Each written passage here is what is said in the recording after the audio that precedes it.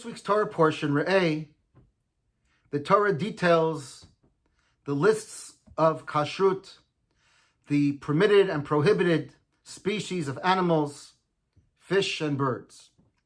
While the Torah makes no explicit reasoning for those animals that are permitted and those that are prohibited, it is under the category of mitzvot that are decrees from God. Nevertheless, numerous commentaries, Nachmanides, the Ramban, and many others, have suggested over the centuries, perhaps, that the food that we eat that enters our body and is converted into our energy and in our bloodstream can have either a positive or corrosive effect on our psychological, emotional, and spiritual faculties. As such, the food that we eat becomes part of who we are. What goes in is what comes out. They suggest that perhaps animals that have negative tendencies or are predatory would bring out within us, the human being, these negative consequential attitudes as well. It has been suggested then that animals of prey, birds of prey, have been ruled out as unkosher because of these qualities. In enumerating the list of prohibited birds, the Torah chronicles some 24 species of birds of prey that are prohibited. One of them is identified by the name Ra'ah. What is the identity of this bird? The commentary suggests that it is the kite. Indeed, the Talmud in the tractate of Chulin says that why is this bird called Ra'ah? Because it has extraordinary vision. The word Ra'ah means to see, and it has spectacular eyesight. It soars way above, and it can spot its prey at a great distance and swoop down to its prey. Indeed, the Talmud goes on to explain a perhaps very perplexing example of the power of this vision. The Talmud says that this bird, the Ra'ah, has such extraordinary and keen eyesight that it can be perched in Babylon and it can spot a carcass in the land of Israel, which is some 500 miles away. What is the meaning of this statement of the Talmud? The commentaries wonder. If, as we have mentioned, that the Torah prohibits certain species of animals because of their negative qualities, then wouldn't the quality of a bird that can see spectacularly well fall outside that framework of negative qualities? Don't we all want to have 20/20 or better vision? Shouldn't the bird that sees spectacularly well not be one of those prohibited birds? What does the Torah have against good eyesight? One of the fascinating interpretations is that the Talmud is not only identifying the nature of this bird and its ability to see, but also explaining to us why it is in that list of prohibited birds. Because God gives all of us in life different gifts, but it is up to us to decide how we are going to implement them, how we're going to use them. Sometimes we use them in a positive, uplifting, holistic way, but those same gifts that God gives us, as we have free choice to use it, perhaps not in the way that it was intended.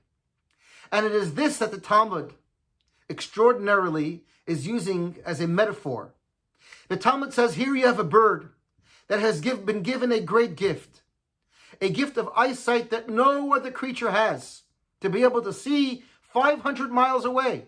It can stand in Babylon and see all the way to the land of Israel. The problem is, what is it using its vision for? What does it see?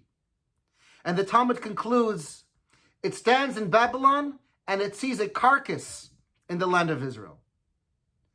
There are so many ways that we can use the power of eyesight to look at another person.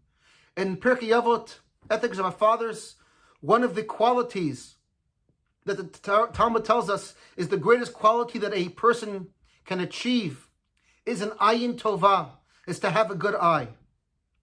Indeed, we are told that one of the reasons that God gave us two eyes is because with one eye, we should look averse to the negativity. With our right eye, we should always look positively at another human being.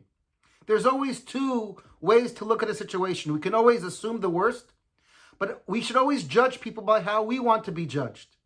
Look at someone in the most possibly optimistic way. And here we have a bird that has been given a gift. And what is it using its gift for? To spot carcasses. Instead of looking to the land of Israel to see the great gift, to see the land flowing with milk and honey, to see all the good, to see all the positive, it's looking for carcasses. Of course, that's not to say that there aren't carcasses to be found everywhere.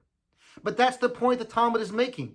We all have a choice to identify what we look at and what we want to train our eyes on. Of course, there are carcasses everywhere. Of course, there are skeletons in every closet just waiting to be discovered. But what is it that you're looking for? What is it that you are trying to connect to? And so the Talmud says, a bird that can stand and only observe a carcass at such a distance and doesn't see the good, doesn't see the growth, doesn't see the holy, only sees the decaying, only sees the negative, that's something that we have to abstain from. That's not the kind of vision, that's not the kind of eyesight that we want for ourselves. There's an extraordinary Hasidic tale that illustrates that there were two students, two disciples of the Rabbi Rashab who once came to see him. And the Rabbi Rashab turns to one of them initially and he says, "Tell me, how are things going in your town?" And he responds, "I'll tell you the truth. It's not going very, very well. The rabbis are not doing their job. The educational system is kaput. Things are not well. Nobody's getting along."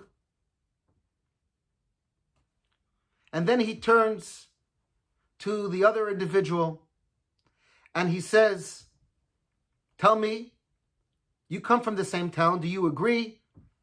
And he says, "Actually, no. The town is wonderful. There are beautifully wonderful synagogues, educational institutions. The rabbis are wonderful." And the Rebbe smiles. He takes out a golden coin and he gives it to that chassid. Whereupon the other individual turns to the rabbi and he says, "Rabbi, I don't understand. Why did you give him a coin? It's not true. Everything he said is a false. Everything he said is a lie. We both live in the same city, and everything he's telling you is a baba maisa. It's not true. Why does he get rewarded for telling a lie?" And the Rebbe turns to him and smiles and he says, "Don't you think I know what's going on in that town? Don't you think I know what's going on in your city? I know very well. But I wanted to know, when I asked you the question, I wanted to know, in which town do you live in?" Two people can live in the same town and experience extraordinarily different reactions. It's all what we train our gaze, what we train our eyesight on. We can see the good or we can see the carcasses. And in truth, they both exist simultaneously. But it's up to us to decide where we're going to focus our vision and where perhaps we need to avert our gaze. We can look at another human being and see the positive, or we can keep looking for things to quibble and complain because everybody has good and negative. It's what we are willing to train our vision for. And this is the lesson the Talmud is giving us. Yes, there are birds that can see from one end of the world to the other. On the surface, that's great.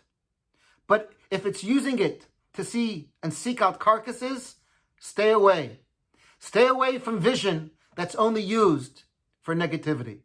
Better to have a lesser form of vision, but always be looking for the better, for the holier, for the altruistic, and for the positive in each and every single one of us.